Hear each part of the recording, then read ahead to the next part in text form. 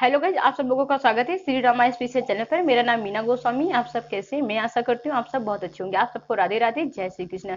जैसे कि हम लोग पिछली क्लासेस में हम लोग की वर्तनी समाप्त हो चुकी है गाइस, तो आज हम लोग संधि के बारे में पढ़ेंगे। संधि पढ़ने से पहले थोड़ा सा हम लोग शब्द निर्माण के बारे में जानेंगे, क्योंकि शब्द निर्माण के अंतर्गत हम लोग की संधि आती है, समास आता है, उपसर्ग आता है, प्रत्यय आता है। ठीक है, तो इसी के बारे में थोड़ा हम लोग जानते हुए तब हम लोग अपनी संधि की स्टार्ट करेंगे। तो चलिए गाइस, लेक्चर स्टार्ट करने से पहले मैं थोड़ा सा आपको बताना चाहती हूँ कि 14 फरवरी 2019 को पुलवामा अटैक हुआ था, जिसमें मतलब हमारे 44 नौजवान शहीद हो गए थे। उनको श्रद्धांजलि देते हुए हम लोग अपना क्लास स्टार्ट कर रहे हैं। ओके गाइस, तो चलिए गाइस, अब हम लोग अपने क्लास की ओर चलते हैं। देखिए, यहाँ पर शब्द एवं शब्द निर्माण, यहाँ पर ये जो मैं डायग्राम बनाई हूँ, मैं इसलिए बनाई हुई हूँ कि अगर चाहती तो मैं यहाँ पर बस इतना ही बना देती कि रचना या बनावट के आधार पर फिर मैं आपको शब्द निर्माण समझा देती, जिससे मतलब आप लोगों को समझ में एकदम नहीं आता। ठीक है, तो इसीलिए मैं आप लोगों के लिए ये जब हम लोग जब आगे जब पढ़ेंगे तो हम लोग डिटेल से पढ़ेंगे इसके बारे में। इसी में थोड़ा सा आप लोगों को बताना चाहती हूँ। देखिए, शब्द और शब्द निर्माण की अगर मैं बात करूं तो यहाँ पर देखिए, जब कई वर्ण या अक्षर मिलकर जब कोई एक सार्थक शब्द या तो एक सार्थक अर्थ देते हैं, तो वे उसे हम क्या कहते हैं? शब्द कहते हैं। ठीक है, तो ये मतलब हमारा हो गया शब्द। अब देखिए, शब्दों का वर्गीकरण होता है। अब देखिए, यहाँ पर जो शब्दों का वर्गीकरण होता है वो चार प्रकार से होता है। हम लोग जब आगे क्लास में पढ़ेंगे तो ये तत्सम शब्द के बारे में पढ़ेंगे, तद्भव के बारे में, तेजस, ये सब के बारे में डिटेल से पढ़ेंगे। लेकिन सिर्फ अभी हमारा जो समझने का जो अर्थ है, देखिए यहाँ पर शब्द निर्माण की बात की गई है। किसकी बात की गई?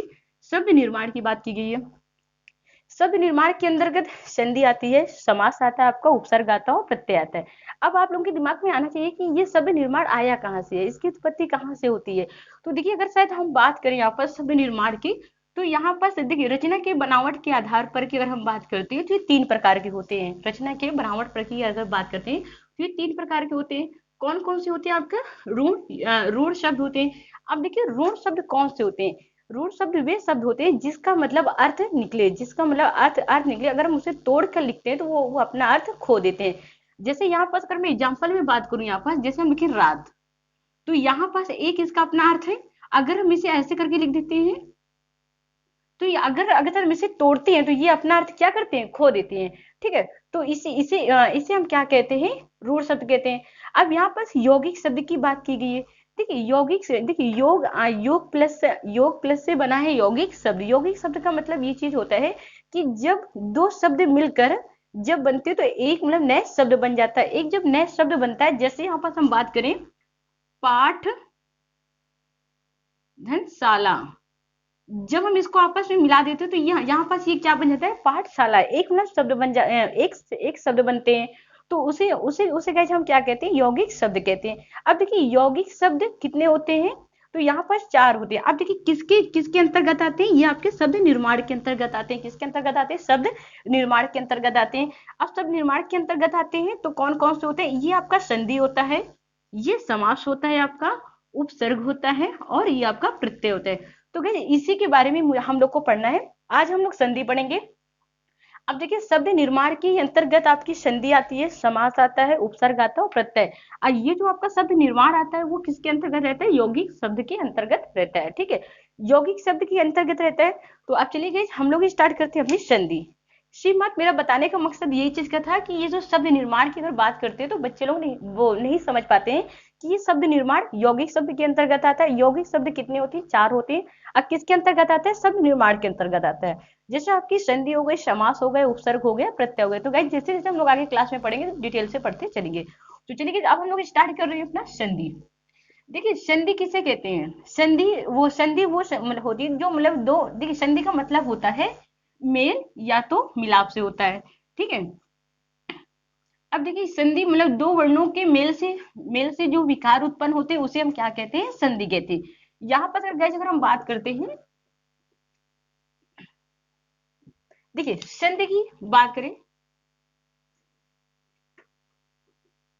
संधि, देखिए संधि का जो अर्थ होता है वो किससे होता है? मेल से होता है। क्या होता है इसका अर्थ? इसका जो अर्थ होता है वो मेल होता है, या आप मिलाप कह लीजिए, मिलाप कह लीजिए। ठीक है, अब देखिए, संधि का जो मतलब होता है, दो वर्णों के मेल से जो विकार उत्पन्न होते हैं, विकार मतलब परिवर्तन होते हैं, उसे हम क्या कहते हैं? संधि कहते हैं। तो थोड़ा सा कैसे इससे आप लोग लिख लीजिए, संधि की थोड़ी डिफिनेशन लिख लीजिए, संधि की परिभाषा लिख दीजिए मतलब। ठीक है, दो वर्णों दो वर्णों के मेल से, दो वर्णों के मेल। अब देखिए बहुत सारे विद्यार्थी ये सोच रहे होंगे कि मैम ये दो वर्ण कौन कौन से होते हैं, तो अभी मैं आपको बता रही हूँ। दो वर्णों के मेल से जो विकार, विकार मतलब आप बदलाव भी कह सकते हैं या परिवर्तन कह लीजिए, परिवर्तन, परिवर्तन ब्रैकेट के अंदर आप इसे मतलब लिख लीजिए कि दो वर्णों के मेल से जो विकार, विकार मतलब परिवर्तन, परिवर्तन होते हैं, होते हैं, उसे, उसे संधि कहते हैं। उसे गाइस हम क्या कहते हैं, दो संधि कहते हैं। अब दो वर्ड कौन कौन से होते हैं गाइस? अब देखिए यहाँ पर अगर मैं बात करूं, दो वर्ड की साइड में बात कर रही हूँ, देखिए प्रथम शब्द का, प्रथम, एक मिनट गाइस,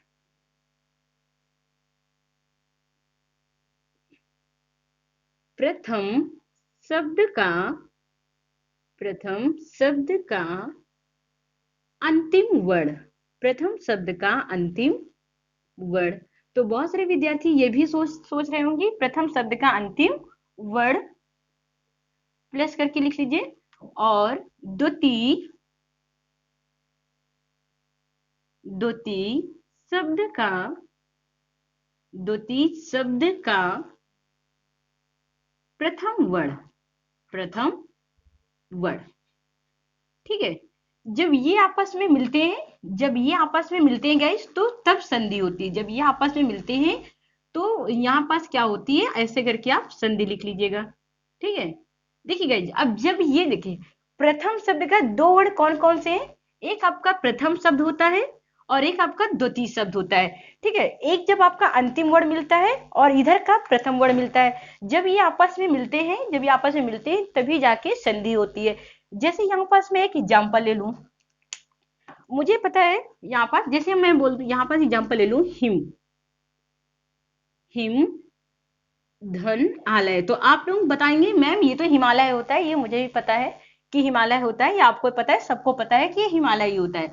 लेकिन देखिए यहाँ पर समझने वाली पॉइंट क्या है, यहाँ पर जो बोला है दो वर्णों के मेल से, दो वर्ण कौन कौन से हैं जो आपस में मेल करते हैं, फिर उसमें संधि होती है।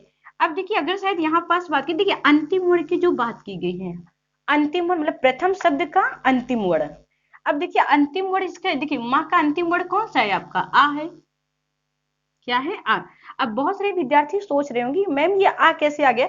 देखिए माँ के अंदर दो वर्ण होते हैं, एक आपका क्या होता है, व्यंजन होता है, ठीक है, और एक आपका क्या होता है, एक व्यंजन होता है आपका, और एक एक स्वर होता है। व्यंजन आपका होता है माँ हलंत के साथ, ठीक है, और यहाँ पास आपका जब यहाँ पास कोई स्वर नहीं होता इसमें, तो इसमें आ स्वर छुपा होता है। ठीक है, तो यही वाला वर्ड हमने क्या किया, यहाँ पास अंतिम वर्ड ले लिया।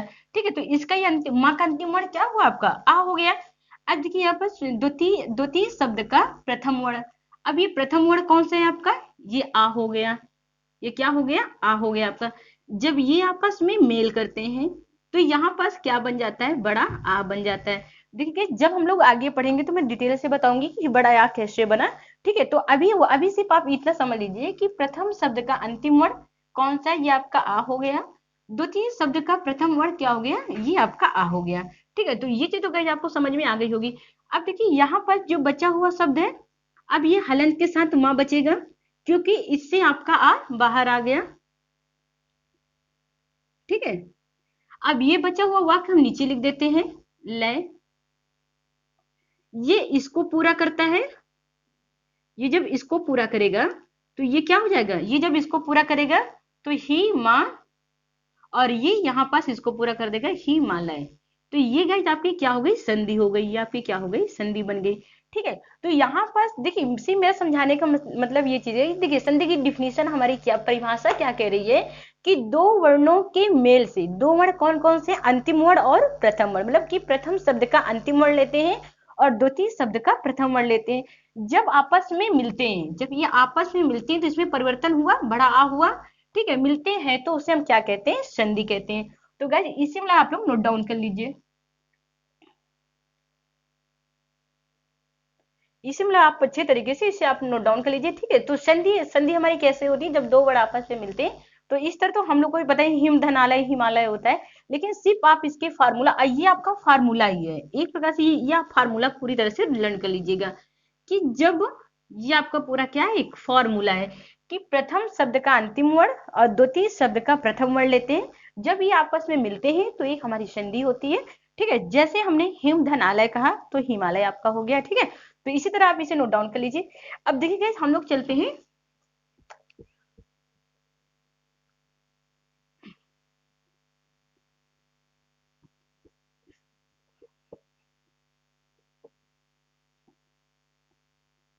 अब संधि कितने प्रकार की होती है। अब अगर यहाँ पर अगर शायद हम बात करें संधि के प्रकार, लिख लीजिए आप। देखिए आपको ये पता है कि संधि कितने प्रकार की होती है, आप लोग भी कहोगे मैम 3 प्रकार की होती है, ठीक है। संधि के संधि के प्रकार, संधि के प्रकार। अब देखिए संधि हमारी 3 प्रकार की होती है, कौन कौन सी संधि होती है गाइस। एक आपकी होती है स्वर संधि, स्वर संधि, ठीक है, ये आपकी स्वर संधि हो गई। फिर आपकी आती है व्यंजन संधि, आती है व्यंजन संधि होती है आपकी, व्यंजन संधि। फिर आपकी आती है विसर्ग संधि। देखिए यहाँ पास अगर विसर्ग की अगर बात की जाए, विसर्ग संधि आपकी होती है। अगर शायद हम लोग वर्णमाला में पढ़े थे कि वर्ण कितने कितने वर्ण के कितने भेद होते हैं, तो हम लोग 2 ही पढ़े थे, एक स्वर पढ़े थे, एक व्यंजन पढ़े थे, ठीक है। लेकिन मैंने आपसे ये भी कहा था जब हम लोग डीप में जाके देखेंगे तो एक हमारा अयोग वाह भी होता है, ठीक है। देखिए अयोग वाह के अंतर्गत आपके एक आपका अनुस्वार होता है, अनुस्वार होता है, और एक आपका विसर्ग, विसर्ग होता है। किसके अंतर्गत, अयोग वाक्य के अंतर्गत। देखिए अनुसार का हम लोग संधि में प्रयोग नहीं करते हैं, सिर्फ हमारा विसर्ग में प्रयोग होता है। देखिए हम लोग विसर्ग संधि पढ़ते हैं लेकिन अनुसार में संधि का प्रयोग नहीं होता है, ये चीज आप लोग याद रखिएगा कि अनुसार में संधि का प्रयोग नहीं होता है, ठीक है। तो चलिए अब हम लोग आगे बढ़ते हैं। अब देखिए यहाँ पास आपकी संधि के कितने प्रकार होते हैं, 3 प्रकार होते हैं, स्वर संधि, व्यंजन संधि और विसर्ग संधि। देखिए अगर एग्जाम में सबसे ज्यादा पूछा जाता है तो 70% आपके स्वर संधि से बहुत ज्यादा आपके एग्जाम में पूछा जाता है, और जो 30% है ये आपके व्यंजन संधि और विसर्ग संधि से बहुत ज्यादा पूछा जाता है। लेकिन हम लोग को पढ़ना, हम लोग को सब संधि पढ़नी है, स्वर संधि भी पढ़ना है, व्यंजन संधि भी पढ़ना है, विसर्ग संधि भी पढ़ना है, ठीक है।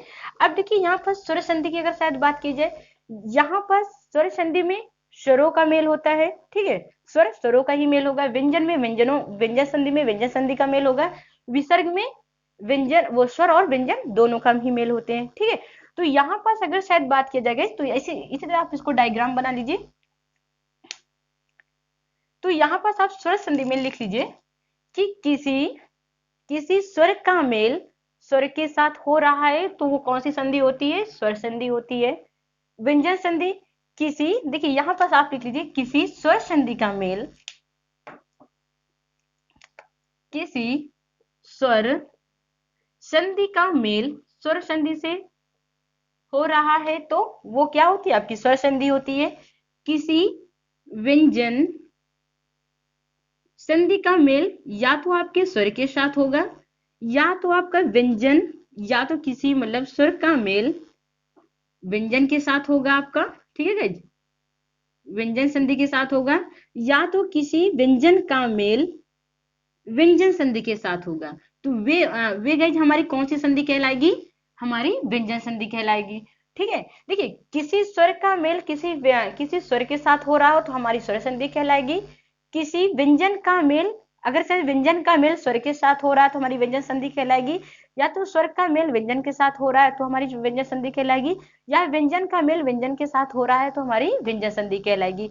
यहाँ पास आप नोट डाउन कर लीजिए, पहले आप लोग इसे मतलब अच्छी तरीके से नोट डाउन कर लीजिए कि मतलब कि विसर्ग का मेल या तो स्वर के, चाहे वो स्वर के साथ हो या व्यंजन के साथ हो, वो हमारी विसर्ग संधि कहलाएगी, ठीक है। ठीक है, तो मतलब विसर्ग का मेल किसी स्वर या व्यंजन हो तो वो हमारी कौन सी संधि कहलाएगी, व्यंजन संधि कहलाएगी। तो आप इसी तरह इसको मतलब लिख लीजिए, या व्यंजन के साथ, ठीक है, तो वो हमारी कौन सी संधि कहलाएगी गाइस? आपकी व्यंजन विसर्ग संधि कहलाएगी, सॉरी विसर्ग संधि कहलाएगी। अब देखिए गाइस यहाँ पास अब अगर से इसके अंतर्गत की बात करते हैं तो आप इसी तरह इसका पूरा डायग्राम बना लीजिए, फिर हम लोग डिटेल से पढ़ेंगे।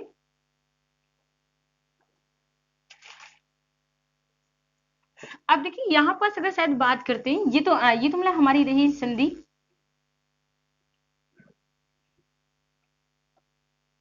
अब देखिए यहाँ पर जो हमारी संधि है, स्वर संधि के बारे में बात करते हैं। अब हम लोग आज वो स्वर संधि पढ़ेंगे। अब देखिए यहाँ पर जो स्वर संधि कितनी होती है? स्वर संधि आपके 5 होते हैं। वो कौन कौन से होते हैं? अब देखिए यहाँ पास आप लोग हेडिंग बना लीजिए, स्वर संधि, स्वर संधि, स्वर संधि। अब देखिए स्वर संधि किसे कहते हैं? स्वर संधि में क्या होता है कि किसी स्वर का मेल स्वर के ही साथ होता है, तो वो हमारी कौन सी संधि होती है? स्वर संधि होती है। तो यहाँ पर थोड़ा सा आप डिफिनेशन इसकी लिख लीजिए। किसी स्वर का मेल, स्वर का मेल किसी स्वर वर्ण के, किसी स्वर वर्ण का मेल, किसी स्वर वर्ण का मेल किसी स्वर वर्ण के मेल से, किसी स्वर वर्ण के मेल से जो विकार, जो विकार उत्पन्न होते हैं, जो विकार उत्पन्न होते हैं। कहने का मतलब ये चीज है कि जैसे किसी स्वर, मान लीजिए ये आपका है और ये आपका है, ये दोनों स्वर जब आपस में मिलते हैं तो जो विकार उत्पन्न होता है वो क्या होता है? बड़ा आका होता है। तो वही कह रहा है कि देखिए यहाँ पास भी स्वर है, जब किसी, देखिए किसी स्वर का, किसी किसी स्वर वर्ण का मेल किसी स्वर वर्ण से हो रहा हो और जो विकार उत्पन्न होता है, जो परिवर्तन होता है, वो क्या होता है? आपकी स्वर संधि होती है। ठीक है, तो यहाँ पास ये आपकी हो गई स्वर संधि की डिफिनेशन हो गई। अब यहाँ पर स्वर संधि कितने प्रकार की होती है आपकी? एक आपकी होती है दीर्घ संधि, जिसको हम लोग डिटेल से पढ़ेंगे। दीर्घ, दीर्घ संधि, दीर्घ स्वर संधि हो गई। ठीक है जी। इसके बाद फिर आपकी आती है गुण संधि आती है, इसको हम लोग डिटेल से पढ़ेंगे। गुण, गुण स्वर संधि, स्वर संधि आपकी हो गई। यहां पास आपका हो गया दीर्घ स्वर संधि, गुण संधि। फिर आपकी आती है वृद्धि संधि, वृद्धि स्वर संधि, स्वर संधि। फिर इसके बाद आपका आती है, फिर आप लोगों का आता है ये आपका यड़ संधि हो गई, यड़ स्वर संधि, स्वर संधि। इसके बाद फिर आपकी आती है अयादि संधि। कौन सी संधि होती है गाइस? अयादि स्वर संधि, स्वर संधि। ठीक है, अब देखिए स्वर संधि कितनी होती है? देखिए स्वर संधि 5 प्रकार की होती है। स्वर संधि कितने प्रकार की होती है? 5 प्रकार की होती है। कितने प्रकार की होती है गाइस? 5 प्रकार की होती है। दीर्घ स्वर संधि, गुण स्वर संधि, वृद्धि स्वर संधि होती है, यड़ स्वर संधि होती है और अयादि स्वर संधि होती है।